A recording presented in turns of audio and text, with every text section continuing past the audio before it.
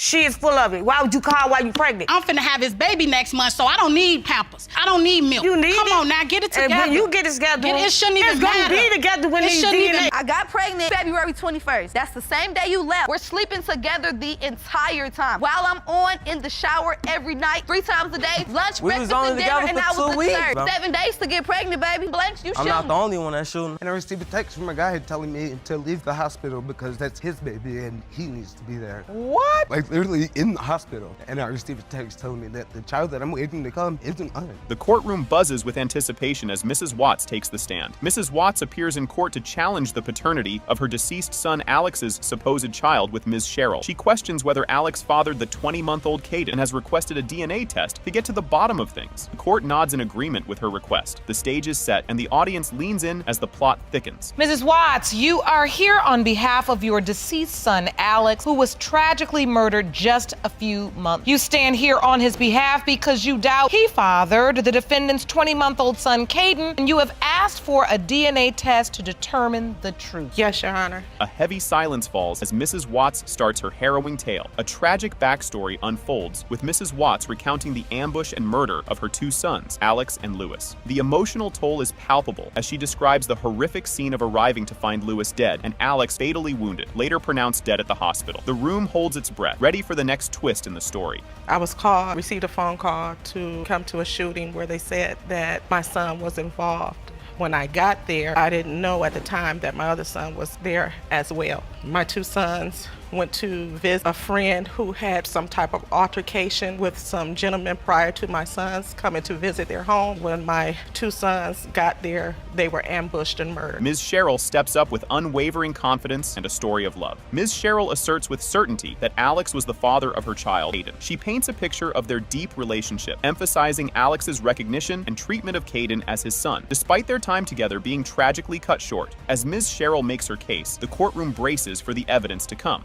We planned on having a family together, having that future together, but fortunately it was cut short, 3 years on and off. And so Caden is 19 months old? Yes. And so he did get to know his father, Yes. the man you say is his biological father, before he passed away. Yes. A murmur of surprise ripples through the audience as new evidence surfaces. A tense moment arises with the presentation of a text message, revealing Ms. Cheryl's previous uncertainty about Caden's paternity. She had admitted to a one-night stand during her relationship with Alex, casting serious doubts about who the child's biological father could be. Eyes widen as the courtroom prepares for the ripple effects of this bombshell. Well, the issue was my son had went away for some time, and before he went away, he told me that Alexis was pregnant. I guess this was during the time that they were on their breakup. He was involved with someone else. Alex is, and she said that she didn't know she needed a DNA test. Sent it to me in a text message. Do you have that text message? I do. Jerome, would you grab that evidence? This is a text message between you and Ms. Cheryl. Yes. Curiosity peaks as the secrets behind the secrecy are dissected. The discussion turns to why Alex may have wanted to keep the pregnancy under wraps, delving into his private nature and the complex personal dynamics, including Ms. Cheryl's initial reluctance to disclose the pregnancy due to her domestic circumstances. The narrative deepens, setting the stage for the much-anticipated DNA revelations. Private about other people being in his business. I know him and I had a good relationship. After she had the baby, Alex and her had gotten back together. The baby was like 2 months old. To the house a few times with her and the baby, but he never said this is my child, but cared for the baby as if it was his. The atmosphere thickens with emotion as Mrs. Watts opens up about her fears. The emotional stakes escalate as Mrs. Watts voices her hesitation to bond with Caden without confirmation of his paternity, fearing the potential heartbreak of losing another connection to her son if the results are negative. The courtroom is on edge, eagerly awaiting the scientific verdict. It's not really like a real reason why. I just don't have transportation to go back and forth from the east side all the way to the west side. I don't have a car, so it's hard to get a ride to go back and forth. I feel like if she did want to see Caden, she has a car. You know, she could have came and drove. Because, you know, for the past 6 months, we have been going through so much. Yeah. I didn't want to open that door and get attached to the baby and then find out that he may not be his, and then it'd be like I'm losing my son all over again. Yeah. A collective gasp is heard as the DNA results are finally revealed. It has been determined by this court. The percentage of relatedness between Ms. Lita Watts and Caden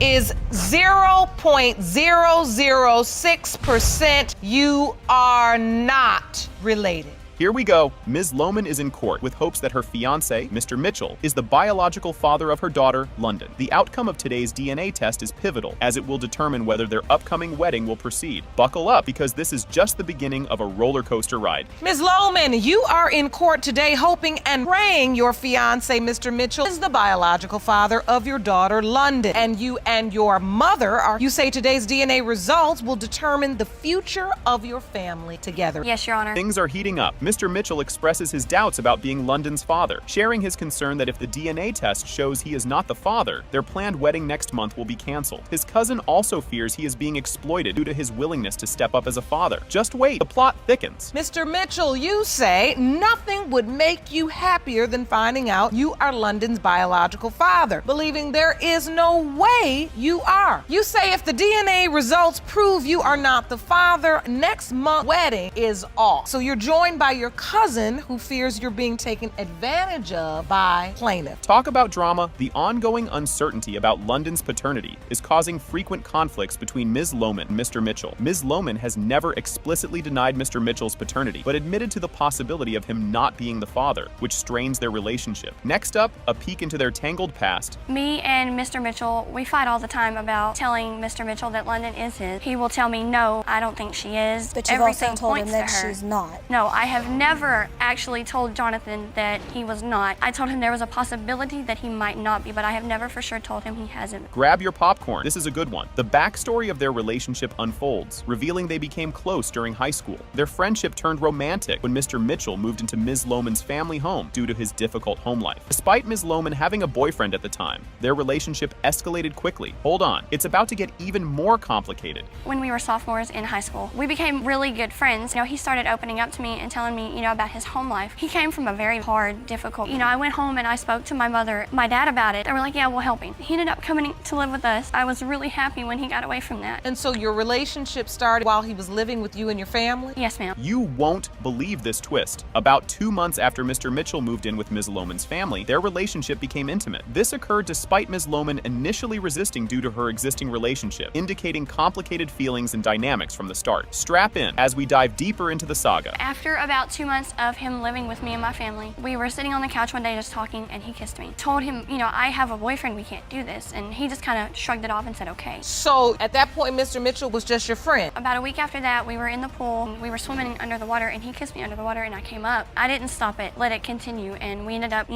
having sex. Oh boy, here we go. Ms. Lohman reflects on the dates of conception and realizes she had more frequent encounters with Mr. Mitchell compared to her ex-boyfriend during the critical period. This revelation leads her to believe Mr. Mitchell might be the father, but the overlapping relationships contribute to the paternity confusion. The truth is just around the corner. He never found out, and to this day, he still doesn't know. He does not know to this day that you were also sleeping with Mr. Mitchell. Was this just a one-time thing when you all ended up having sex, or did it continue? Were you using protection? No, Your Honor. You have an ex-boyfriend. Believed that he was the father until they split and she got with Jonathan, disappeared. Moment of truth time. Didn't see this coming.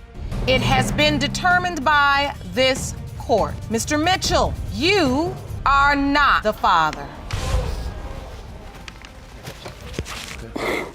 Can you handle this twist? The courtroom gets a bombshell revelation as Mr. Benning airs his doubts about his paternity, stemming from a cheating scandal uncovered in a previous courtroom drama. He questions whether he's the biological father of his 2-year-old daughter, Robin, and his 6-month-old son, Jermaine Jr. Making things quite spicy, Mr. Benning clings to hope, but is swamped with uncertainty. The tension's building. Just wait until you see what's next. Mr. Benning, you recently appeared in couples court, and it was confirmed that the defendant cheated on. This infidelity has caused questions regarding your 2-year-old daughter and 6-month-old son, Jermaine Jr.'s, although you are hopeful that both are your children, now have doubts. Yes, Your Honor. This part hits right in the feels. Mr. Benning dives into a poignant tale about the loss of his mother when he was just a teen and his yearning for a daughter to cherish as his mother did him. This touching story deepens the emotional pool of his paternity doubts around 106. The emotional resonance of his narrative gains the judge's nod at 109. Strap in, because the emotional roller coaster is just picking up speed. Well, first off, Your Honor, Honor, my mother passed away when I was 14 years old. She was my best friend. We spent every waking moment together. After she died, it, left me hurt. I always wanted a daughter, and I promised I was going to take care of her and treat her like my mother took care of me. I've always stuck by with that. So having a daughter is so important. So important. I will wait it. You won't see this come. In a jaw-dropping reveal, Mr. Benning shares that he received a text during his daughter's birth from another man claiming paternity. The scene unfolds dramatically, amplifying the paternity suspense surrounding his children. Just when you think it can't get more dramatic, the story takes another wild turn. I was in the hospital sitting across from Kayla, and she was pushing this baby out. And I received a text from a guy telling me to leave the hospital because that's his baby and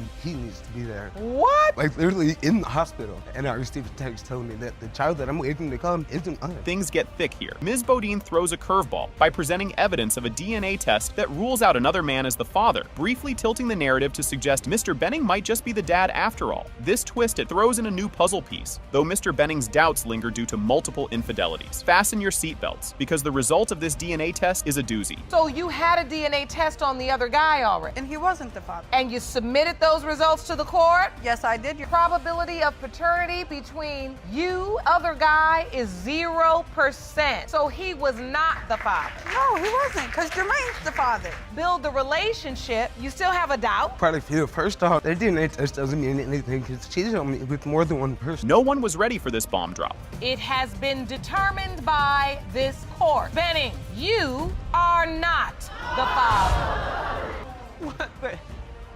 Kicking things off with a bang, Ms. Foster opens her case by asserting that she and her ex-boyfriend, Mr. Jackson, had planned their pregnancy together. She claims that Mr. Jackson abandoned her and has denied paternity, despite her belief that he is the biological father of their daughter, Jakia. Ms. Foster expresses her desire for Mr. Jackson to acknowledge his responsibilities and take care of his daughter. Just when you think you've heard it all, buckle up, because there's more drama just around the corner. And your ex-boyfriend planned your pregnancy only to have abandoned you. Deny paternity. Are here to prove that he is your daughter's biological father. You want him to step up and take care of his daughter. Yes, Your Honor. You say Ms. Foster cheated on you multiple times during your relationship, and there is no way you are Jakia's father. Yes, Your Honor. With no gloves on, Mr. Jackson counters Ms. Foster's claims by stating that he doubts he is Jakia's father due to Ms. Foster's infidelity during their relationship. He suggests that Ms. Foster's multiple affairs during their time together make it impossible for him to be the father of her child. As the tension builds, get ready for Ms. Foster to throw a curveball. Because, Your Honor, I have a 1-year-old child who we plan on having. Looks like him. He doesn't step up to nothing. I mean, he's posted pictures on social media. That's not my baby. She don't even post the baby on social media. I'm not talking about social media. I'm talking about real parenting. In a plot twist you didn't see coming, Ms. Foster proudly declares herself as the best mother in the world. A statement challenged by Mr. Jackson, who hints at her alleged dishonesty about her sexual relationships, including with a man she claimed was her brother, but was actually another romantic partner. Strap in, folks, because the courtroom is about to turn into a roller coaster of emotions. In the midst of us staying together, he told me I was going to be his baby's mother. I'm the best mother in the world. That's why he said it. But the man that she had dropped her off at my house claiming was her brother was the dude she was sleeping with. It definitely was. Basically what the story was, she already came to my house by her so-called brother. After a jaw-dropping revelation, Ms. Foster recounts the overwhelming moment she discovered she was pregnant again. She describes her shock and dismay, considering her young age and the prospect of being a single mother to 2 children. As the tension reaches a fever pitch, watch out for Mr. Jackson's reaction. It's a doozy. I fell to the floor. I did 3 rolls around the floor in the doctor's office because I wasn't having no kids if I'm finna be a single mother to 2 children by myself. I'm 20. I told Marquise because Marquise was there. Physically, he was gone out of sight, wasn't worried about him. Marquise is the brother. So I told him, I'm pregnant, could be the father, it's out of you and Sean. Off back, I told them. Slept with y'all around the same time in the same week. As the story unravels further, the judge questions Ms. Foster about her decision to only bring Mr. Jackson to court, despite her admission of having multiple sexual partners around the time of conception. Ms. Foster explains her reasoning based on the dates, but the judge remains skeptical due to the overlapping relationships. Fasten your seatbelts, because the courtroom is about to get even wilder. If you know you're sleeping with 2 guys, why are you just bringing Mr. Jackson to court? I went to the doctor's office. They gave me the conception calendar. I got pregnant February 21st. That's the same day you left. We're sleeping together the entire time. While I'm on in the shower every night, 3 times a day, lunch, breakfast, and dinner, and I was the third. bro. 7 days to get pregnant, baby. Blanks, you I'm shooting. not the only one that's shooting. In a surprising twist, Mr. Jackson admits he has had no relationship with Jakia due to his physical distance and conflicts with Ms. Foster. He reveals his attempts to be involved in Jakia's life were thwarted by Ms. Foster, leading to a lack of contact with his alleged daughter. As the anticipation mounts, the DNA results are up next, and they're going to be a game changer. Because I don't talk to her through the... Man, you don't even click. We get on the phone and argue, me, you, and my girl every time. So is that the long way of saying you didn't spend no time with her? 4 hours away. I asked her, you feel me? I can go and get Jakia. Oh, no, you're not bringing her up. My girl ain't got nothing to do with it. Girl, if this is my daughter, you feel me, then why can't I be around her? With everything on the line, as the episode progresses, the tension between Ms. Foster and Mr. Jackson escalates with accusations of neglect and miscommunication. The judge challenges them on their failure to cooperate and co-parent, emphasizing the importance of both parents' involvement in Jakia's life. You won't believe what comes next. Stay tuned for the DNA shocker. Why haven't you said to yourself, girlfriend, I love you to death, but I got a beautiful little baby girl over here, and I'm supposed to be the daddy. I got to go make a way. Yeah. Why is that not possible? I been said we can meet, you feel me? I did. But she you're said saying she was gonna she go won't buy do a it. car. Next thing you know, her excuse was her friend stole all her So it's your Exactly. testimony. You make a I plan, been made but the then plan. Miss Foster. Going to get my little brother from St. Louis. In a moment that will have you on the edge of your seat, the climactic moment arrives as Judge Lake reads the DNA test results. It has been determined by this court. Mr. Jackson, you are not the father. Can you even handle this? Ms. Eubanks lays it all on the line, confidently declaring her belief that Mr. Wilkes is the father of her 3-month-old son, Maisie, and voicing her dreams of walking down the aisle with him post-DNA results. She emphasizes the test as the key to unlocking their future, mending the cracks in their shaky relationship. You won't believe the twist coming next. Ms. Eubanks, you say you are here to save your relationship with the defendant by proving that he is your 3-month-old son's father. Say once today's DNA results prove paternity, you want to get married. Yes, Your Honor. Did that just happen? Mr. Wilkes throws a curveball with his doubts about Maisie's paternity, citing a missing emotional connection despite desperate searches for a sign. He lays it out. No paternal match could mean the end of the road for them. The stakes are sky high, and the next scene ramps it up even further. You claim that when Maisie was born, you hoped for a sign that he was your son. But no matter how hard you look, it just wasn't there. You say negative paternity results end your relationship. The end of everything, Your Honor. Yes. Seriously, get the tissues ready. Ms. Eubanks is visibly shaken as she talks about the toll Mr. Wilkes' doubts have taken on her, tearing up as she details her emotional turmoil. It's a heart-wrenching scene that lays bare the personal cost of their paternity ordeal. But keep your eyes peeled because there's more heartache and drama just around the corner.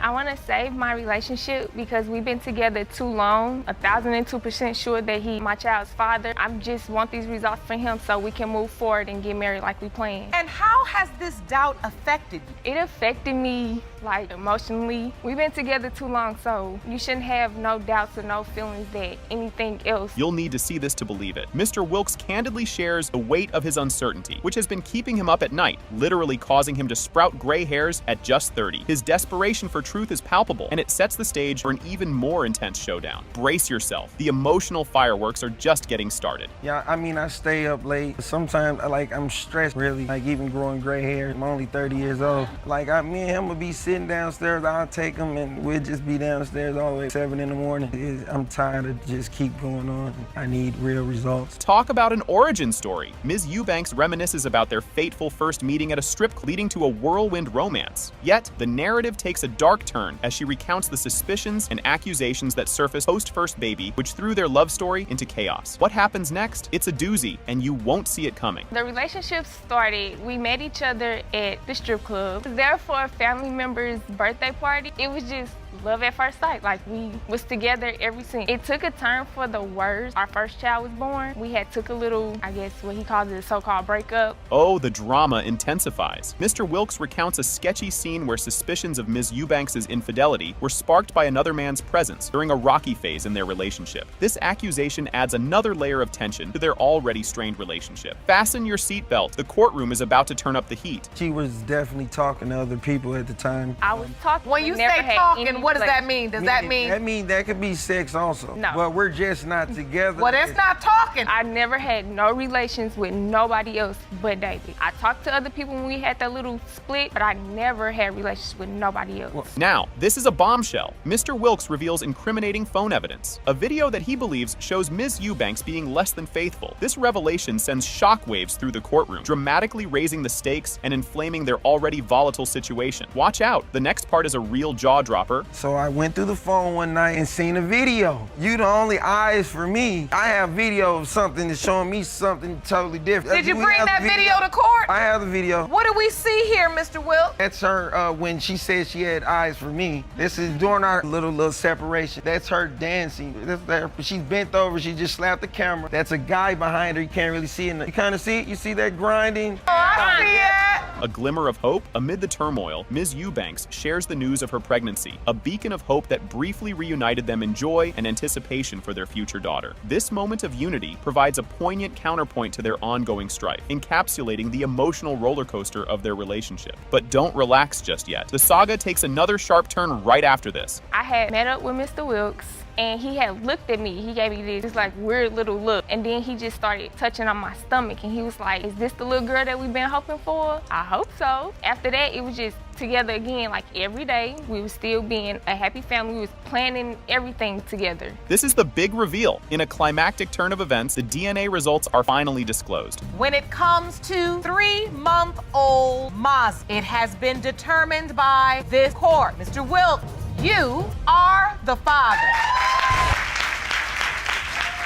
Strap in. We're diving right into the drama. Judge Lake drops a bombshell on Mr. Hopkins, declaring he is not the father of the child in question, which knocks him back a bit. His reaction is a mix of shock and a touch of what just happened here as he processes this game-changing news. This revelation cranks up the intensity for the drama that unfolds next. Buckle up, there's more turbulence ahead. Previous time you were in this courtroom, Yes. it was determined that your son was not the child's biological father. Yeah, it did, but I still love the baby. Mr. Hopkins, you are not father. You would also like to have current child that Ms. Smith is pregnant with tested as well. You both need to decide whether or not you want to have that. So this court will order that you go and get tested. I wish you the best of luck in the meantime. I will see you both. Court is adjourned. Didn't see that one coming, did you? The courtroom is hit with the heavy news that Ms. Washup's son was tragically killed, adding a layer of sorrow to the episode. Judge Lake, with all the grace of a seasoned empath, acknowledges the tragedy, underlining the emotional and complex paternity issue now involving 2-year-old Jovan Jr., believed to be the deceased son. Next up, the plot thickens even further. Don't touch that dial. A few weeks after I sent you away for that prenatal test, your son was tragically killed. You don't believe your son fathered the defendant's now 2-year-old son, and you are desperate for the truth. Yes.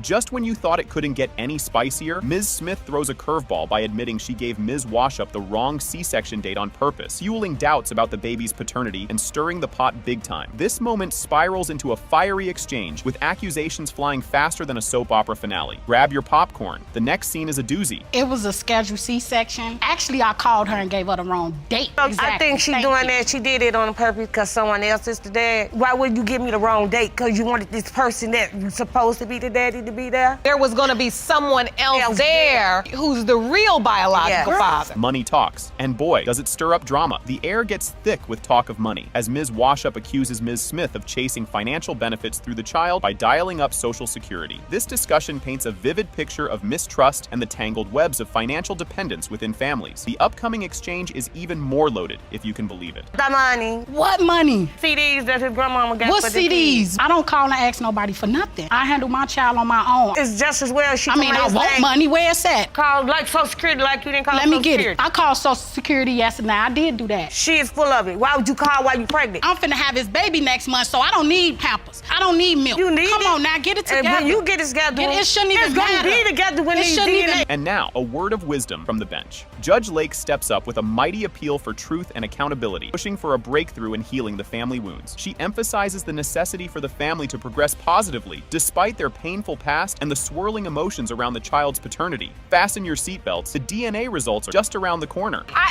asked you why. If you go have the beat, then tell it. You in the courtroom. You're not standing in here forming like you performing, acting acting like you hair. Mama crying about her son being dead. You rolling your eyes saying why. And I know you in here being disingenuous because there's no way in the world a mother. And that's why I gave her chance to tell her side. Why I looked at you and said, why? What's going on here? It ain't enough hair in the world. Here comes the moment of truth, literally. It has been determined by this court. Mr. Hopkins is the father. Buckle up for a wild start. Ms. Reeves opens her case, stating her intention to prove that Mr. Silva is the biological father of her son, Legend. The judge confirms the purpose of the hearing, setting the stage for the legal proceedings. Stick around, courtroom drama is just getting started. Ms. Reeves, you are here today to prove that the defendant, Mr. Silva, is the biological father of your 7-month-old son. You were involved in a paternity case on Love and Hip Hop Atlanta court of your sister, who took a DNA test to prove paternity of her child. In court with your own case. Can you feel the tension building? Ms. Reeves describes the strain on their relationship due to Mr. Silva's paternity doubts, explaining how it has impacted their lives. She expresses her frustration with his continuous questioning about Legend's paternity and her hope that a DNA test will resolve these issues and allow them to move forward without further conflict. Just wait, it spirals into more chaos from here. Well, it's affected everything in my life. We've been on and off for about 3 years. Every single time I turn around, it's always, oh, are you sure that he's my baby? I'm 100% sure. Like, why do you keep asking me? Don't get me wrong, he's a good guy, but I just want us to be able to move. So I feel like the best way for us to be able to do this, for us to go ahead and get a DNA test. The stakes are rising, folks. Mr. Silva explains his doubts about being Legend's father, attributing them to his mistrust of Ms. Reeves. Controversially remarks that men are allowed to cheat, but criticizes women for doing the same, revealing his double standards and prompting a mixed reaction from the audience. Brace yourself. The judge is about to turn the heat up. I just don't trust her, Your Honor. I feel like she's tricking me into believing that Legend's father. I grew up loving women, loving sex. To me, I always felt like it was okay for men to go out, have sex, come home to their family, go out, have sex, and, you know, come home, and especially with a baby, you know, trying to say that I'm his father. You won't believe what comes next. The judge challenges Mr. Silva's outdated views on gender roles, questioning his justification that men are meant to conquer. His response leads to laughter and applause from the audience as the absurdity of his statement is highlighted. Things are about to get even more unbelievable. You know, God created men to conquer, to overrule. A woman cannot empower men. What are we on, Game of Thrones? What are we talking about? You said God created men to conquer, and what else? Conquer, and women to rule. Cannot overpower. Get ready for a twist. Ms. Reeves details her pregnancy timeline, explaining they were broken up when she discovered she was pregnant. Mr. Silva expresses his skepticism about the timing, correlating it with their breakup and her interactions with other men, which he cites as reasons for his doubt. The plot thickens. Don't miss what's coming next. Well, we was broken up at the time. Immediately, as soon as I told him that I was pregnant, he was like, oh, okay, with who? We were broken up for 4 weeks, Your Honor. I caught her texting her ex. I caught them texting multiple times. She claims they're just friends. Today, I just decided to try to go on her phone, and she changed her password on. Here's where it gets juicy. The discussion shifts to the dynamics during Ms. Reeves' pregnancy. Mr. Silva admits to distancing himself due to his doubts, though he was present at the birth. He recounts feeling pressured to sign the birth certificate despite his unresolved questions about his paternity. Stay tuned. The emotional roller coaster is just up ahead. In the hospital, none but her family was there. I was by myself. You know, I came in. As soon as the, Legend was born, the doctor came in the room, straight to me and gave me the paper. I didn't want to make her look bad. I felt pressure to sign. Her whole family is around. And if you start talking about DNA tests and not signing birth certificate, it sheds a negative light on her. The courtroom is buzzing now. As the court reviews evidence from another woman claiming Mr. Silva denied his paternity, the judge examines the credibility of his statements. Mr. Silva admits to lying to hurt Ms. Reeves, exposing his vindictive behavior. Grab your popcorn, because the drama intensifies from here. Like, well, I have proof right here. A girl, she messaged me basically saying that, they was talking. He was. Let me see that evidence. He was her boyfriend as well. He didn't know me. I'm just. So you got a message out of the blue. He told me you were his ex and that you were pregnant. Didn't know who the dad was. Did you confront Mr. Silva about it? Yes, ma'am. Strap in for the climax. In the climax of the hearing, the DNA test results are revealed. It has been determined by this court. Mr. Silva, you are the father. Can you even handle this? Mr. McCormick spills the beans, revealing his utter shock upon discovering that the woman he thought was his dream girl has been gallivanting around town. He articulates his utter disbelief and emotional chaos this betrayal has brought into his life. And just when you thought it couldn't get more tangled, brace yourself. Mr. McCormick, you say you found the perfect woman until you discovered the love of your life, just a serial cheater on a rampage. You say Ms. Ball is a shameless adulteress and there is no way you are her son's father. Yes, Your Honor. Get ready for a twist. Ms. Ball steps up, acknowledging her wandering ways, but remains steadfast that Mr. McCormick is the bona fide father of her son, Gavin. She's all in to prove paternity and clear up the murky waters of doubt swirling around the fatherhood of her child. Buckle up, because the ride's about to get bumpier. Ms. Ball, you admit to having out on your relationship in the past, but you are positive Mr. McCormick, father of your son, and you intend to prove paternity today. Yes, Your Honor. You won't believe your ears with this one. Mr. McCormick dives into the gritty details of uncovering Ms. Ball's indiscretions through texts, sightings of her jumping into mysterious cars, and even videos that left little to the imagination. The emotional drain and frustration he describes are palpable. But wait, there's more scandal just around the corner. Well, Your Honor, I found text messages, seen her getting in strange vehicles, seen videos. What haven't I found? Like, there's no way that I was father. I'm starting to become numb to all this. It's getting old. This conflict just went up a notch. Ms. Ball admits she hasn't been faithful, but accuses Mr. McCormick of blowing things out of proportion and seeing shadows. She firmly believes and defends that Mr. McCormick is indeed Gavin's dad, pointing out their uncanny resemblance. The next revelation is just moments away, and it's a doozy. Your Honor, there have been several times I have cheated, and I've been honest with him and told him about the times I've cheated, but he's become crazy and obsessed, making up things, saying there's no way I've done all the things he said. He is the father of my son. Think it can't get more shocking? Hold on to your seats. Mr. McCormick presents his case like a detective, complete with evidence of Ms. Ball's escapades, including detailed recounts of tailing her and catching her red-handed with other men. He brings out visual aids to paint a vivid picture of deceit for the judge. Just when you think you've seen it all, the next segment turns up the heat even more. I brought an exhibit, Your Honor. Please step up. Let's review that exhibit. The first time, she said she was going to go to the gas station to meet a family member. I kind of stayed back, and then I was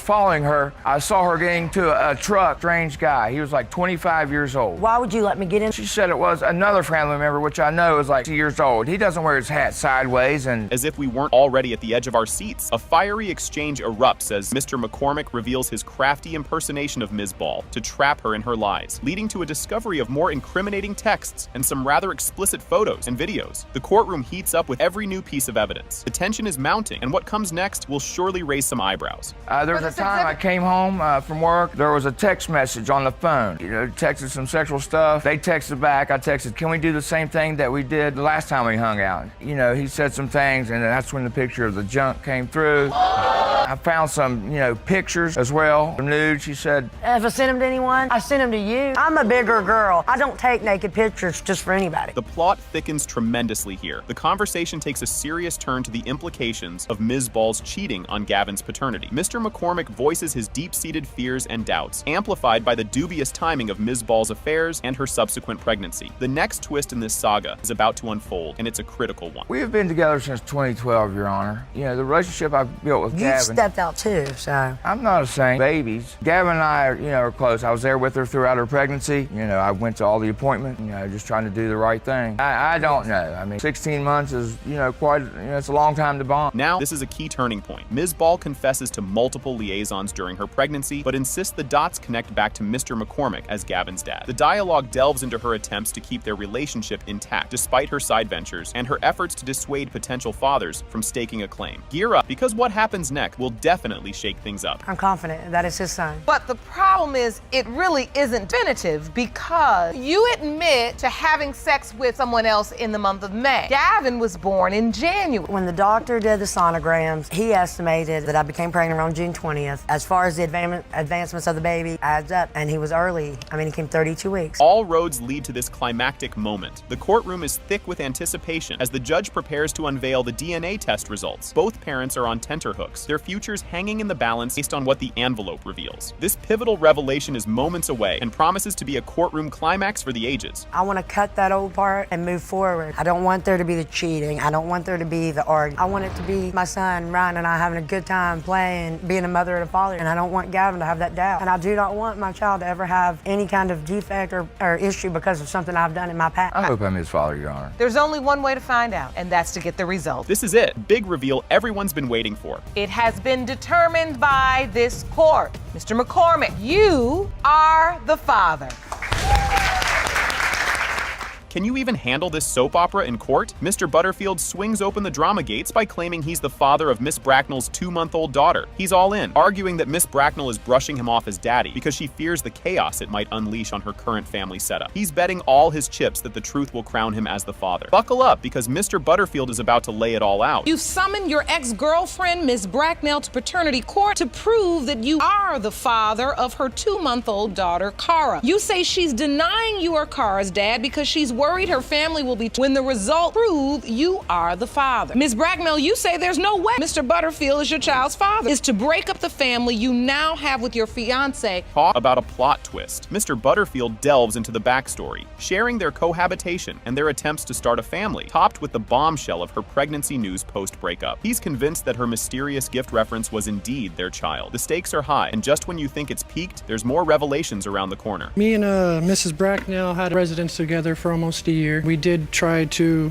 have a baby together before. So you lived together, and you were in a relationship. She had told me when we were breaking up, she said, "Thank you for the gift." And I said, "What gift was that?" And it wasn't till later that you found out she was pregnant. That is correct. The tension is thicker than a bowl of oatmeal. Miss Bracknell stands her ground, staunchly denying Mr. Butterfield's claims, pointing fingers at him for trying to shatter the peaceful family picture she's painted with Mr. Dallas. Her denial is rock solid despite Mr. Butterfield's emotional recount of their shared past and his dreams of daddyhood. Strap in, because Mr. Dallas is about to throw a curveball with some calendar evidence. Then you went back in a relationship with Mr. Dallas, 3 other children together. Now, when you left Mr. Butterfield and went back to Mr. Dallas, you were pregnant at that time. Honestly, I didn't find out. I'd say 3 months after I did move out of his house because I was having irregular, so I just let it go for a minute. I'm not really a doctor person. You won't believe this doozy. Mr. Dallas steps up with a calendar that he claims maps out the entire timeline of Miss Bracknell's relationships and the baby-making period. He's aiming to prove that the baby-making magic happened under his watch, not Mr. Butterfield's. As the plot thickens, get ready for Mr. Butterfield to hit back with a bombshell. So this calendar dates when the relationship with Mr. Field and Miss Bracknell ended, and when she came back. Cara was conceived in mid-September, and she was born in June. And she ended the relationship with Mr. Butterfield at the end of August. So you're saying if we count back, there's no way Mr. Butterfield is Cara's biological father. Grab your popcorn for this comeback. Mr. Butterfield isn't buying what Mr. Dallas is selling and claims the romantic sparks were still flying between him and Miss Bracknell until October, which could line up perfectly with the baby's conception timeline. He's even ready to strap up to a lie detector to prove his point. The emotional roller coaster is just getting started, and family feelings are about to spill over. Honestly, we were sleeping together all the way up until October 8th, the last time we had sex, because I remember. I can take a lie detector test if you want to prove it. So you up in the mountains, up in the hills. You don't remember that, right? I wasn't we weren't together. Asking me for money for gas so you can go see him. You were still having sex with Miss Bracknell till October. So although these dates may be true, they are missing. Grab a tissue. This one's a tearjerker. The court explores the deep emotional currents affecting both men's roles in little Cara's life. Mr. Dallas pours out his heart, declaring his unconditional love for Cara, paternity result notwithstanding. As we gear up for the DNA verdict, the air is thick with anticipation. You know what, Your Honor? I'm gonna love her the same. She's my little daughter. She is I'm gonna raise her. Nothing's gonna change. I love her to death, just like I do now. I'll love her the same. You know what? With this, he's actually made our family stronger than trying to push us and trying to. That's good. I'm not trying to get her back. I'm just trying to be in my daughter's life. Wait for it. Here comes the big reveal. The judge delivers the DNA test results, and boom. It has been determined by this court. Cara's biological father is Mr. Butterfield. What did I tell you?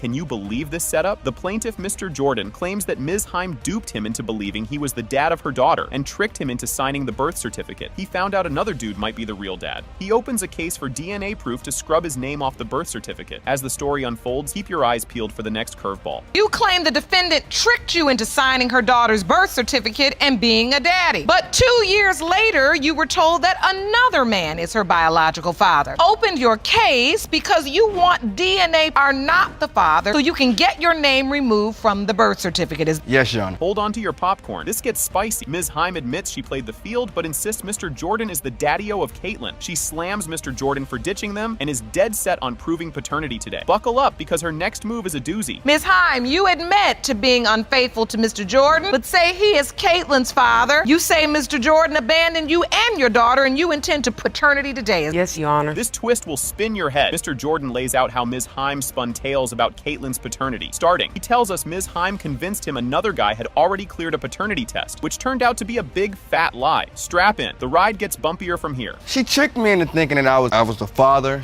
that Caitlin was my first daughter. She tricked me into thinking that the other guy had done got a paternity test on Caitlin, because she told me, oh, he already got, you know what I'm saying? That's why I know it's just you. Tricked me into thinking that family was something sacred. You know what? I think her only motive was that she was able to get away with it. Things tangle up even more here. Ms. Heim claims she had a fleeting hookup with another man, yet she was convinced Mr. Jordan was the papa based on the pregnancy timeline. She's determined to prove Mr. Jordan's paternity to silence the chattering from pals and kin. The emotional fallout up next is a tearjerker. You're saying that you were only having sex with one other man other than Mr. Jordan? Just one time in April, and then I found out I was pregnant in June. So was that potentially the window of conception? Yes, Your Honor, but I know that Chris is the father. But how if you had sex with the other guy? I just know that he's the father. No, he listens to his family members, the people on the street. The stakes are sky high now. The chat pivots to how this paternity mess is messing with their kiddo, Caitlin. Ms. Heim gets teary, talking about how Caitlin wonders if her daddy still adores her, highlighting the heavy emotional toll. The upcoming revelation is a true jaw-dropper. Because my daughter, she's old enough to realize she came and asked me,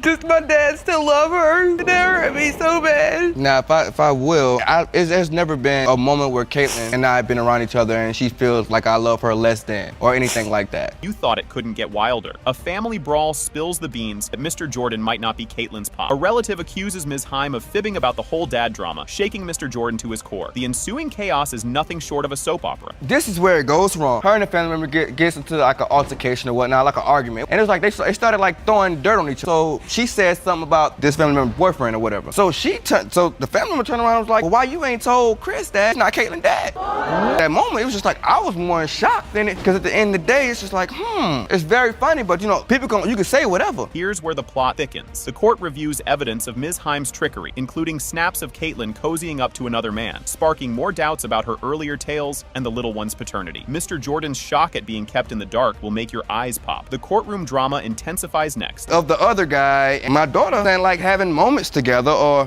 pictures of... Wait a minute! Caitlin's 2 years old, you think you have a daughter and the girl, you got a good life. And they start going off on one another. And then like everything just comes right out right then. And as you can see right here, Your Honor, like I don't like to say people look alike, but I'm like, it's a lot of resemblance here. You'll want to sit down for this one. Mr. Santavius Knight enters the scene to spill his side of the story. He argues Ms. Heim hinted he might be Caitlin's biological father, contradicting her earlier claims and adding layers to this paternity puzzle. The emotional climax just around the corner is a must-watch. There are pictures of you with Caitlin where you put in a cap that this is me and my baby Kate, where you are referring to this little girl as your daughter. Do you believe Caitlin is your daughter? Yes, that's my baby. She told me when she got pregnant, she like, I'm pregnant. I'm like, what you telling me for? She like, well, it's not Chris, because me and Chris been together a year and a half, and we ain't got pregnant. Soon you touch me, I get pregnant. Grab your tissues, folks. Judge Lake presses Ms. Heim to face the music about not knowing who truly is Caitlin's dad. The DNA verdict drops. It has been determined by this court. The biological father is Mr. Jordan. Strap in for this roller coaster. Miss Bosley steps up to the plate, dragging along a suitcase full of doubt about her son being the dad of Miss Jackson's 3-month-old Maverick, despite his name sitting pretty on the birth certificate. She spills the beans about possible other daddies in the picture, hunting her son jumped the gun by claiming paternity too soon. And trust me, the next part is a real kicker. You and your son have petitioned the court for a DNA test because you are certain father the defendant's 3-month-old son, Maverick, and there are 2 other possible father. You say your son made a young and dumb signing the birth certificate, and you need today's paternity result to get his name off of it. Yes, Your Honor. Buckle up for this confession. Miss Jackson drops a bomb by admitting she played the field, but swears on her favorite lipstick that Mr. Bosley is the real deal daddy to Maverick. As the judge digs deeper, Miss Bosley is all mama bear, vowing to shield her son from a lifetime of daddy drama. And oh, just wait till you hear what's coming up next. Miss Jackson, you admit to cheating with another man, claim to be certain that Mr. Bosley is Maverick's biological father. Yes, Your Honor. Hold the phone, things are getting spicy. Miss Jackson takes us back to the fast and furious start of her fling with Mr. Bosley, which went from 0 to let's have a baby quicker than a microwave dinner. But then doubt creeps in faster than a cat on a hot tin roof, leading her right into another man's arm. And the plot thickens even more in the next snippet. Well, my testimony is, in the beginning, we were working together, and he was starting off like, oh, I love you. Do you believe in love at first sight? And then, well, the next day we was talking, and then we had sex. He was talking about, you know, the kids and all of that. And then I asked for a break because we were moving too fast at the beginning. You're not gonna believe this. Just when Mr. Baisley thought he might be the dad, Miss Jackson admits to a little side hustle during their speed dating phase. This twist throws a wrench in the works, mixing personal mess-ups with the legal jigsaw of who's the daddy. But hang tight, the next revelation is even juicier. At the time, I was fine with that because we wasn't really together. We was just talking. We didn't never fully get together, and because I just wanted to make sure, you know. Exactly, because you weren't fine with it. You have admitted, Miss Jackson, I made a mistake. You used the word cheating, and then you cleaned it up and said a mistake. I had gave oral sex to this person. What man will believe that she only gave you oral sex? Get ready for the waterworks. Miss Jackson opens the floodgates with a tearjerker about her own daddy issues, fearing little Maverick might end up in the same boat. It's a raw gut punch moment that shows just how deep this paternity puzzle cuts. The emotional roller coaster is far from over. He denied me too, and it hurts.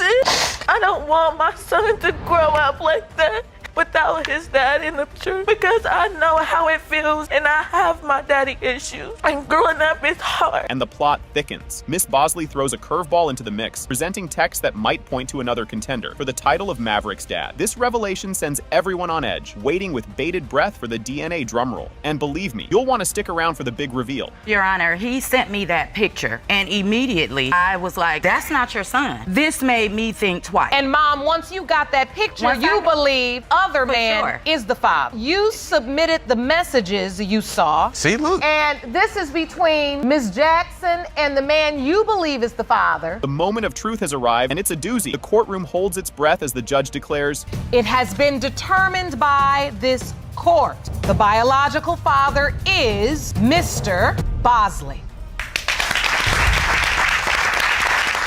Can you believe what just went down? Mr. Muhammad opens the court drama with a bang, insisting he's the daddy of 2-year-old Brooklyn, despite the defendant's staunch denial. He's utterly convinced that the defendant's ongoing fling with another man is the only reason she's denying him as the father. Strap in, because you won't believe the curveball coming next. Mr. Muhammad, you are here to prove that you are the father of the defendant's 2-year-old daughter, Brooklyn. You claim the only reason she is denying paternity is because she wants to be in a relationship with other man. Yes, Sean. Hang on to your popcorn, folks. Ms. Walton drops a bombshell by admitting to her secret escapades with another man, casting serious doubts about Mr. Muhammad's paternity claim. She asserts with unwavering certainty that given her frequent liaisons with this other man, there's no way Mr. Muhammad could be Brooklyn's father. Her admission cranks up the drama and sets the stage for even more jaw-dropping revelations. Just wait till you hear the next part. Ms. Walton, you say you were secretly cheating on Mr. Muhammad and had sex with other man almost every day of the month. There is no way Mr. Muhammad, Brooklyn's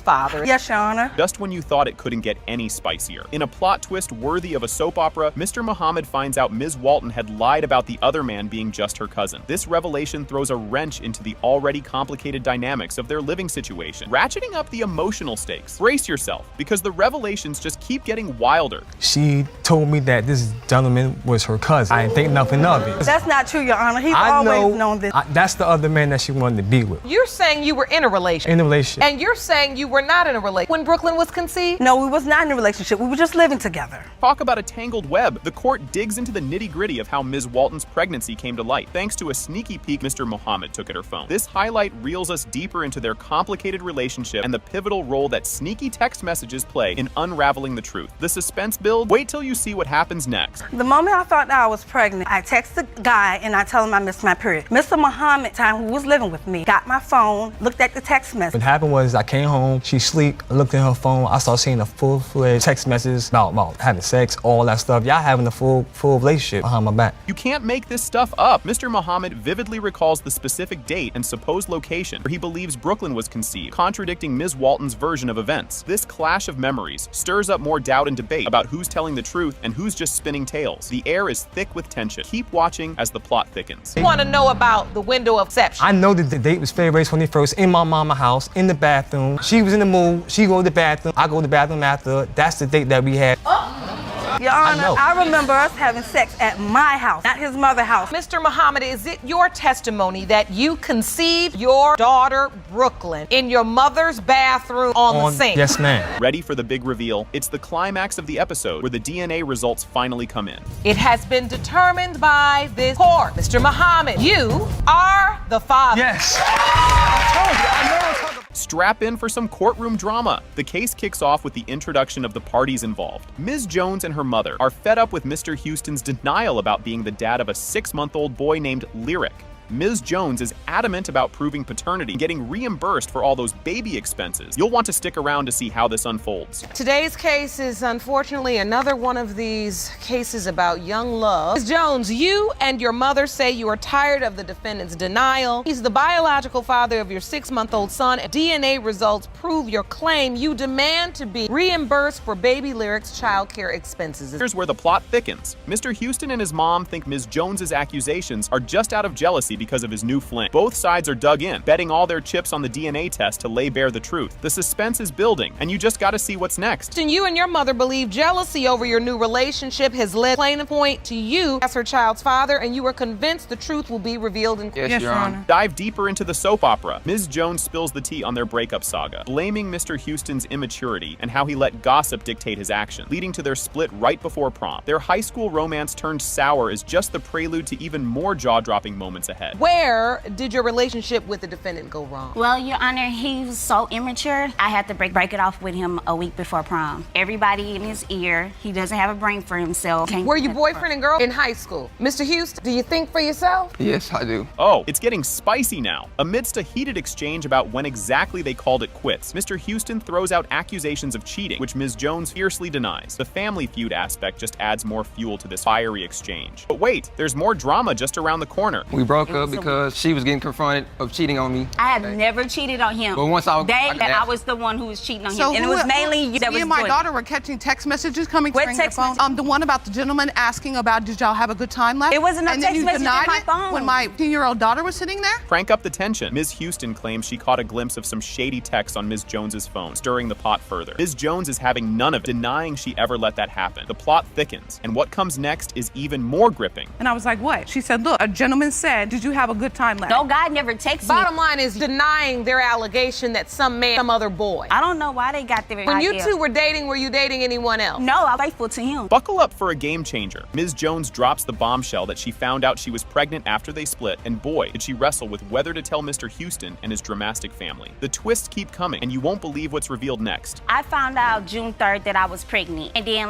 once I scheduled the date for my actual appointment to see how far along I was a whole month. That's when I decided I didn't know if I was going to tell them because of all the drama that I went being with him. I knew that we're probably going to deny my baby. Just when you thought it couldn't get more tangled, in the middle of hashing out why Ms. Jones kept her pregnancy under wraps, slips out that Mr. Houston's current girlfriend, Savannah, is also expecting his baby. The revelations are fast and furious. Make sure you're ready for what's up next. Well, why did you wait so long to tell us? And then I was like, because after all the stuff that I went through, I decided that I wasn't sure if I was going to involve you guys. And then plus, I had a hard involve myself with all that drama. I'm going to call you back. And then she was like, are you doing this because his girlfriend Savannah? And I was like, what does she have to do with my pregnancy? And then she was like, and she's pregnant also. The anticipation is off the charts as Ms. Jones talks about her proactive approach to getting a DNA test. The courtroom is thick with anticipation about what the science will say. This is the crescendo of the drama, so don't go anywhere. Your Honor, I asked for DNA results more than 3 times. I already knew that me telling them at 8 months that I was pregnant, I already knew it was probably gonna be some denial. I offered the DNA test. The mom was like, Coworkers say somebody else was the baby daddy. what coworker? Manager said. The manager. One of the guys claiming to be her baby daddy. Grab your popcorn. Here comes the big reveal. The results are in. It has been determined by this court, Mr. Houston, you are the father. Boom! Miss Jones? Can you believe we're starting off like this? The case of Owens, Roe vs. Raines, kicks off with Judge Lake greeting the litigants. Ms. Owens claims Mr. Raines fathered her daughter Jamie but abandoned them during her pregnancy. Mr. Raines disputes the paternity, insisting they were separated at the time of conception. Brace yourselves. It's only heating up from here. The case of Owens, Roe vs. Raines. You say that after a whirlwind teenage romance and a brief marriage to Mr. Raines, he got you pregnant and then left high and dry to raise your daughter Jamie on your own. You You say the defendant is fully aware he is your daughter's father, and you intend to this today. Yes, Your Honor. Well, here's where the spice gets added to the drama. Ms. Owens lets loose, calling Mr. Raines unfaithful and unreliable, which shakes up the courtroom vibe. Judge Lake steps in for some clarity on the murky timeline of their relationship and their eventual split. And oh, you'll want to stick around for what's next. So, Ms. Owens, why would he leave you when you were pregnant? Because he was a lying, cheating piece of trash. Oh, say how you really feel. I was actually 2 to 3 weeks pregnant when I went in to live with my parents when he left. Him and 2 of his friends had come home about 1 o'clock in the morning, 3 girls. Talk about a curveball. Mr. Raines lays out his defense, talking about their on and off relationship and his final walkout. He drops a bombshell about a letter from Ms. Owens, claiming her pregnancy months after he left, casting doubt due to the suspicious timing and their separation by counties. The plot thickens, and you won't believe what's coming. We were off and on, we were young. She got pregnant initially, and I married her because I was trying to do the right thing. She wanted to have a miscarriage. Again, after that, off and on, I got tired of it. She always wanted to go back home. 3 to 4 months, I get a letter from her, and that's saying she's pregnant, and I'm like, I'm sorry, I hate your luck. Don't blink now. This part is crucial. A major timeline dispute erupts over when Ms. Rowe was conceived. Mr. Raines uses a calendar to argue he had left before Jaime could have been conceived, a claim hotly contested by Ms. Owens. The tension is palpable, and trust me, it only gets more intense. Jamie was born July 31st. 2, 3, 4, 5, 6, 7, 8. This is when Clara says she's pregnant. I got pregnant in October. This is when she said 6, 8. So I left in August. We broke up. I was no longer with her. Is your birthday July 31st, Ms. Rowe? Every word here is loaded. Ms. Owens shares the emotional toll of Mr. Raines' absence, emphasizing her desire for Hammy to have a father figure like she did. She recounts a hurtful letter from Mr. Raines during her pregnancy, which denied his paternity. Buckle up. The emotional roller coaster is about to take another dive. When I was 7 months pregnant, out to here, and he said, "You are not pregnant, all in your head. If you are pregnant, it is not mine. Do not give that baby my last name. Do not put me on the birth certificate." No. Is exactly what it said. As a mother, I wanted my daughter to have a father like I had growing up. The stakes have never been higher. Judge Lake probes when Mr. Raines reappeared in Jaime's life, learning that Ms. Owens brought Jaime to meet him at just 2 weeks old. Mr. Raines' doubts persisted, affecting his involvement with Jaime. Stay tuned, there are more bombshells to come. I actually took her to see him when she was 2 weeks. And when you saw her? You know, there's still doubt. Did you put him on the birth certificate, Ms. Owens? No, ma'am, I did not. And at that time, he was your husband? Correct. In the state of Kentucky, you do not have to put the child on the birth certificate. The plot thickens yet again. Despite his doubts, Mr. Raines admits he tried to take responsibility amid their tumultuous relationship. The discussion unveils the deep-rooted uncertainty about Jaime's paternity, compounded by Ms. Owens' earlier decisions and revelations. And guess what? There's more to unravel. Paid. I took responsibility of her. You know, I had family saying she looks like you and stuff, and I just thought I was doing the right thing, Your Honor. It was not easy with Miss Clara to try to even see her. They have a relationship. Because are here in court today asserting that you are not right. Ms. Rowe's biological father. That's her fault. And yet throughout her life, you've spent time, money, and energy trying to establish. Here's a crucial turning point. Don't miss it. The court dives deeper into the exact timing of Jaime's conception, aligning it with Ms. Owens' admission of being with another man shortly after Mr. Raines. As the truth slowly unfolds, the anticipation builds. The next reveal is a doozy. You would have had to get pregnant in October. You then said, when I went home. Point is what you're saying is it's the same window of time when you were with this other man. 3 weeks later. 3 weeks, 1 day. You were with somebody else. There's doubt. I was not with you, Mr. Raines. I did not. You did me. I want to make it clear. We're establishing a window of conception because that is related. That's why we're dealing with this. You won't see this coming. The paternity test results are finally unveiled. It has been determined by this court. Mr. Raines, you are the father.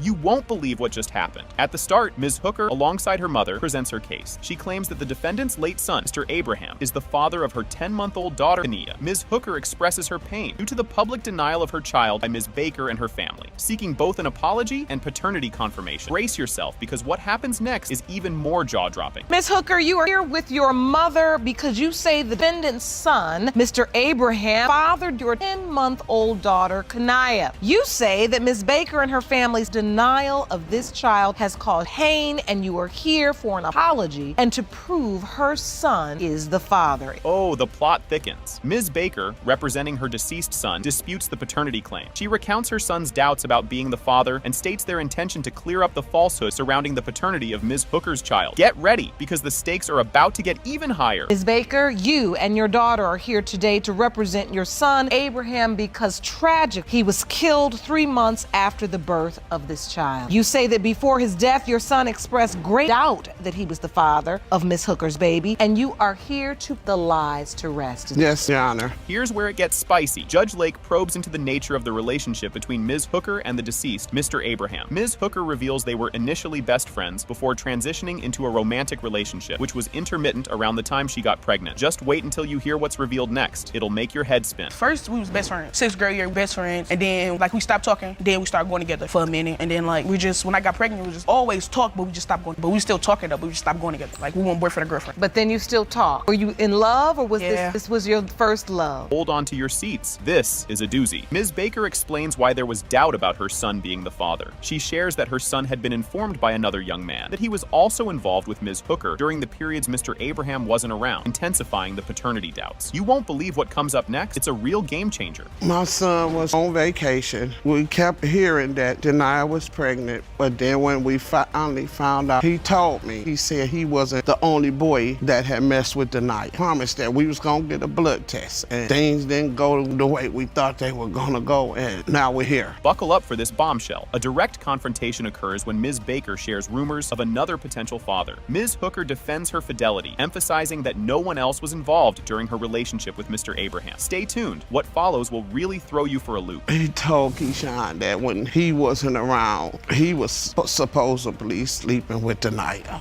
Miss Hooker, I have to ask you, was there another guy? That's why it's funny, because how can somebody tell me who I was? Nobody in the room was in the room with me when I was sleeping. What do I have to lie for? This is where things really heat up. The dialogue reveals underlying tensions within Ms. Baker's family about the child's paternity, illustrating how the dispute affects wider family dynamics and Ms. Hooker's perceived standing within the family. The next revelation will knock your socks off. And it's not even Miss Baker. It's her family who makes it. She just sleeping around with everybody. From what I ever heard about my family, nobody ever talked about her. It all occurred. So, I know my mom said something about, she had a birthday dinner, and my mom did tell me, she said something about maybe her perception of what other people view of her is just her. She has to understand that sometimes it's hard. The tension could be cut with a knife here. A significant emotional point arises regarding the exclusion of Kenia from her supposed father's obituary, suggesting a deliberate distancing by the family due to unresolved paternity issues, leading to heightened emotions and further disputes. Hang tight, because the emotional roller coaster isn't over yet. She said one of her family members was in the obituary. But there was no mention. Kenia did get left out. So did my grandmother, and so did one of my sisters. Okay. It wasn't just the baby. We weren't together. Nobody was thinking right at that time. We weren't with none of us together. And all three of these people got left out, so it wasn't just Kenia. And now, the moment we've all been waiting for. The climax of the episode occurs as the DNA test results are disclosed. It has been determined by this court. The percentage of relatedness between Ms. Baker, Mr. Abraham, and Kenia Abraham is 0%.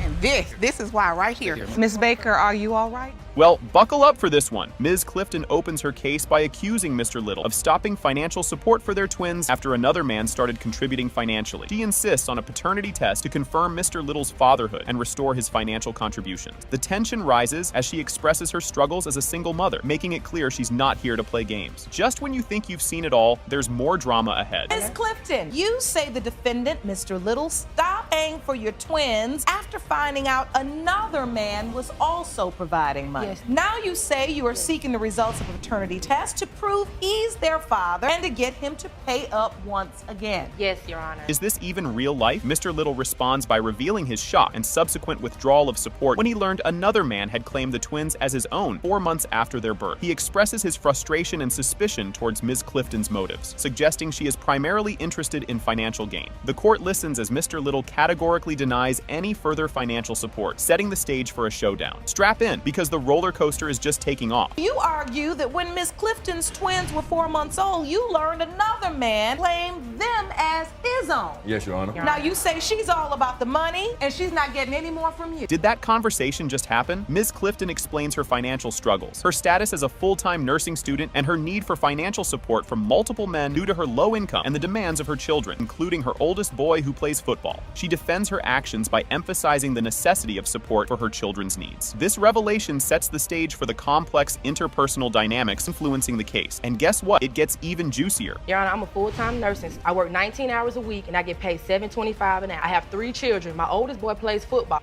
If I can't do it for the kids, they need something. If I can't do it, I ask Mr. If Mr. Little can't do it, somebody still got to do it. The other men, this is the thing. You trying to like me, you trying to come into my life. I'm not an ugly person. You're liking me. If you like me, prove it to me. Me and my kids need some help. So if you like me, I'd like that you would. Can this get any more tangled? The backstory of Ms. Clifton and Mr. Little's relationship is revealed, including how they met when she was looking for a car and he was a mechanic. Their relationship turned sexual, leading to the current paternity dispute. The casual beginning of their relationship is contrasted with the serious and life-altering consequences they are now facing. Keep your eyes peeled because there's more craziness to come. Now, me and Ashanti, we met a few years ago. We ended up spending a lot of time together as me being her personal mechanic. A personal mechanic. Yes, ma'am. She was looking for a vehicle, and I was helping her search for a good vehicle. We spent a lot of time back and forth looking for cars, getting together, whatever the case may have been. You know, time went on. So Miss Clifton came to me and asked me, she was like, okay, Sam, Who saw that coming? Ms. Clifton confronts Mr. Little about a revealing text message sent to another man, which was mistakenly received by Mr. Little, leading him to doubt the paternity of the twins. This accidental disclosure heightens Mr. Little's suspicions about the true paternity of the children. The court is left to ponder the implications of these communications on the case, and just when you thought it couldn't escalate further, hold on to your seats. I get a random text from her texting this other guy about how much she loved him, cared for him, want to be with him, and I appreciate everything you do for the kids. And I'm like, wow. It came to you. The text came to me that she was sending to another guy with his name on it. You have proof of this text? Yes, ma'am. After I got the text, maybe a day or so went by, I never confronted her that I had gotten it. He think you were pregnant by him. Did things just heat up or what? A tense exchange occurs as Mr. Little describes providing emergency supplies for the twins late at night, only to find another man leaving Ms. Clifton's house, which adds to his doubts about his relationship with her and the paternity of the children. His narrative of feeling sidelined is met with skepticism from the judge. The situation underscores the ongoing trust issues and the complicated personal dynamics at play. The conclusion of this episode is something you simply cannot miss. Sent me a text one night. He said the kids have no Pampers, no milk. I leave my shop, go to Walmart, big box of Pampers, 50 pack, 2 big containers of, and take me to her house. By the time I get to her house, it's maybe like 12:30 a.m. I got my car, walk to the door, I ring the doorbell. I have an open door policy. I walks in, I see the twins. So I set Pampers and the milk down. I'm playing with the twins. I see some random guy walk out of the back, walk past me, and goes out the door. Yep. She never even acknowledged it. Are you ready for the grand finale? The climactic moment arrives with the reading of the paternity test results. King and Kalani Little, Mr. Little, you are not.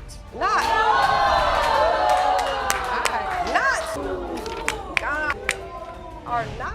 Can you believe we're starting like this? Ms. Livingston steps into the courtroom once again, hoping against hope that DNA results will confirm Mr. Snyder as the dad of little Emmeline. She admits to a colossal blunder in her past, which now leads her ex to question paternity. The emotional stakes couldn't be higher as their family's unity hangs by a thread. Brace yourself because Mr. Snyder is about to drop some truth bombs. You previously appeared in this court to prove one man was your child's father, only to be proved wrong. You've returned with another case. You admit you made one big mistake and now your ex is denying 5-month-old daughter, Emmeline. You hope the DNA results save your family. Yes, Your Honor. Next up, the plot thickens. Mr. Snyder expresses serious doubts about his fatherhood status, blaming Ms. Livingston's admitted infidelity and a carousel of changing stories. Armed with what he claims is solid evidence, the courtroom's atmosphere gets supercharged. You'll be glued to your seat as the story unfolds. Mr. Snyder, you say the plaintiff is a self-admitted cheater whose ever-changing story about the paternity of her daughter proves you are not biological father, and you have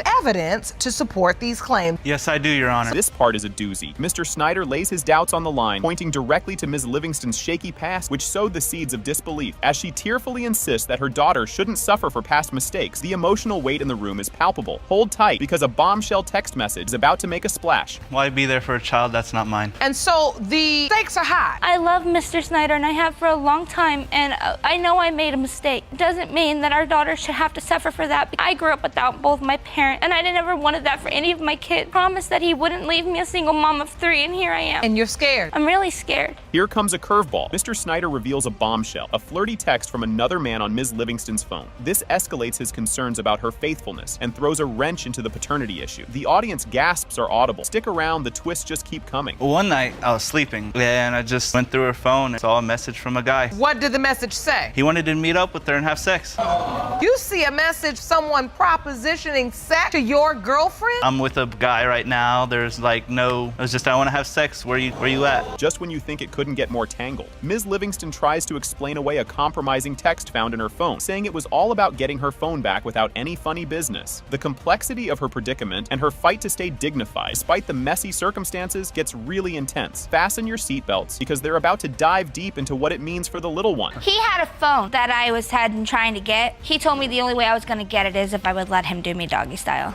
And he was trying to proposition me to get my phone back. Did you ever get the phone? Because I never gave in to him. I said no. And when he asked me if I was alone, I don't see you saying no. It's not all the messages either. When he asked me if I was alone, I told him no, that my boyfriend would be there. The emotional stakes are sky high. After months apart filled with misunderstandings, Ms. Livingston attempts to reconnect with Mr. Snyder on Facebook as her due date nears. She owns up to her previous lies, but reaffirms his paternity with heartfelt pregnancy updates. The dynamic of their relationship takes a new turn. Watch their next moves. I messaged him on Facebook when I was really far along. I was getting ready to have her, actually. I think Did you get that message, Mr. Snyder? When you got that message, what happened? She told me I wasn't the father, that she slept with someone else. I said, I was like, well, I've cheated on you. So you may be the father, you may not. You'll never know. I have evidence on that. So, Mr. Snyder, you say you have evidence of a text exchange. Get ready for some real talk. Judge Lake steps in to underscore the importance of parental instincts, questioning Ms. Livingston's recent decisions and their impact on her child. This heart-to-heart brings parenting responsibilities and the child's need to know their father into sharp focus. The air is thick with anticipation as they edge closer to unveiling the DNA results. Is taken care of and knows father, which I will say your mommy instinct. That's what brought you here today. So at this point, Mr. Snyder, you're thinking what? I am not father? Yeah, that I'm not father and that one of those guys messaging her is. Obviously wanted to know what hotel she was staying in. Miss Livingston, does he totally? I block after then that. You block him. You're not going to believe this part. As the tension mounts, Mr. Snyder discusses his persistent doubts about being Emmeline's father, stirred up by Ms. Livingston's flip-flopping stories. His longing for the child to be his, especially a daughter, adds a poignant layer to the unfolding drama. Everyone's on the edge of their seats as the moment of truth approaches. Anger planted that seed of doubt in my head that she slept with someone else and the child wouldn't be mine. So when she said, I'm sorry, I was lying, I was just angry, I shouldn't have done that, did you believe her? Definitely not. I did not believe her. How is she going to tell me that someone else and that it's not going to be my child? And then believe that. And then she come back and say, oh, it is your child. Emmeline's 4 months old.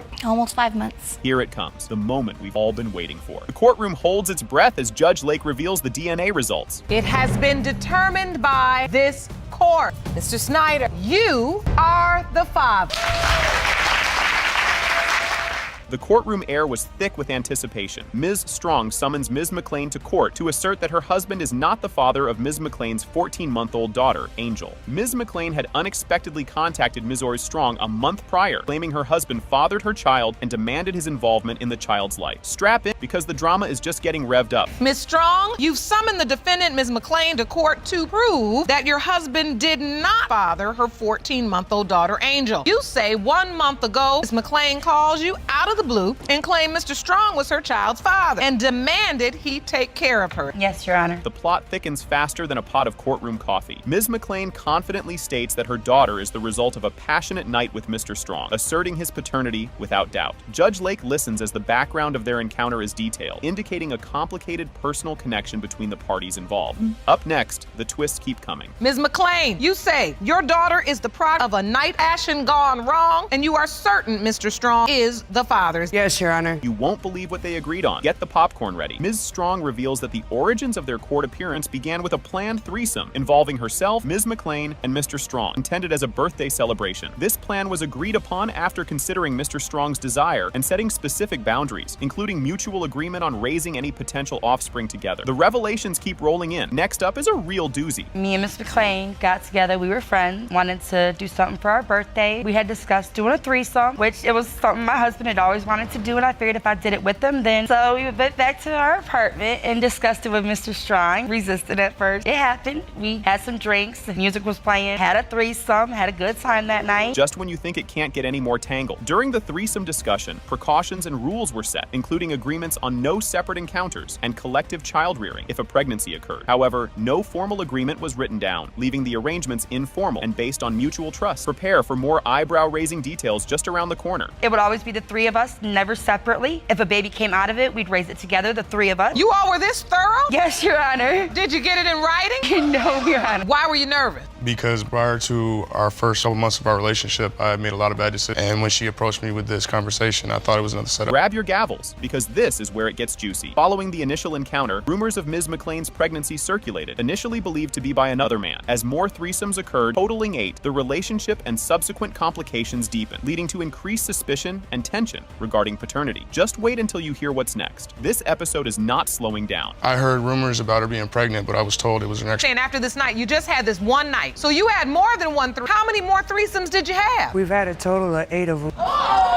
We've had 8 of them since before my daughters and after. Can you handle what's next? Because here it comes. Ms. McLean discovered her pregnancy shortly after their first threesome, and despite the ongoing sexual relationship, initially denied Mr. Strong's paternity, attributing it to another man she was seeing concurrently. Buckle up, the roller coaster of revelations isn't over yet. After we had our very first threesome, I found out I was pregnant. And you said you had 8 of them. You were still having threesomes with them through your pregnancy? And after. When Ms. McLean came and told you she was pregnant. I asked her if it was my husband's child, and she told me no. I was in a relationship at that point in time. This next part is a real head spinner. When it was determined through DNA testing that the other man was not the father, Ms. McLean shifted suspicion towards Mr. Strong. This revelation led to a complex discussion about racial characteristics and the child's appearance, further complicating the paternity question. You'll want to stick around for the next part. It's a real cliffhanger. You DNA tested the African-American man you were dating. It was determined that he was not biological father. When do you realize this could potentially be? I asked her when she was an infant and I seen her on the street and I was introduced to her for the first time. We heard from a third party that she had her. We weren't even notified. The stakes are high and so are the emotions. As the court delved deeper into personal details and past relationships, Strong couple expressed their openness to accepting Angel due to their circumstances, including Ms. Strong's recent medical issue, preventing her from having more children. The verdict is up next, and it's a shocker. I do hope that Douglas is Angel's father, they mother and father, whether we're together or not in a house. If in fact Mr. Strong is not biological, I'm not gonna cut him out of her life. Is there a real possibility he is not? It has been determined by this court.